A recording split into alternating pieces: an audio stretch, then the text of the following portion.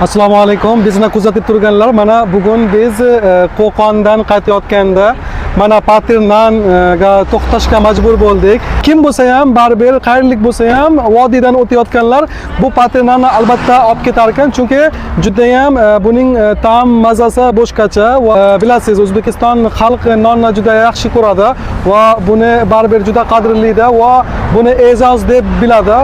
Bu yerda Paternanga bu darajada ehtiyoj va bu darajada hurmat balandki, bu yerda ikkala tomonlama faqat Paternanlar bor.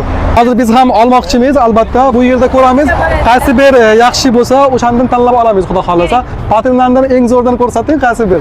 Mag'izli maizli sariyog'li 15 ming. Ikkita qilib har xillardan bering.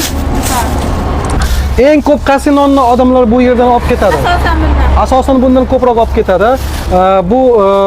Bu bilan qanday farqlanadi? Bular sariyog'li. Aha, abuchi. Bular maya peshto'qqa bo'ladi. Aha. Men ham bular aytganda bu eng zo'r, eng ko'p sotiladigan non shu ekan. Endi 3 xil, bularda ko'p turlari ko'p, lekin bu eng ko'p sotiladi. Buni nima deydi? Pechenniy pater. Pechenniy pater. Bir yeb ko'raman qanaqa. Zo'r. Rahmat. Qancha bo'ldi? 78.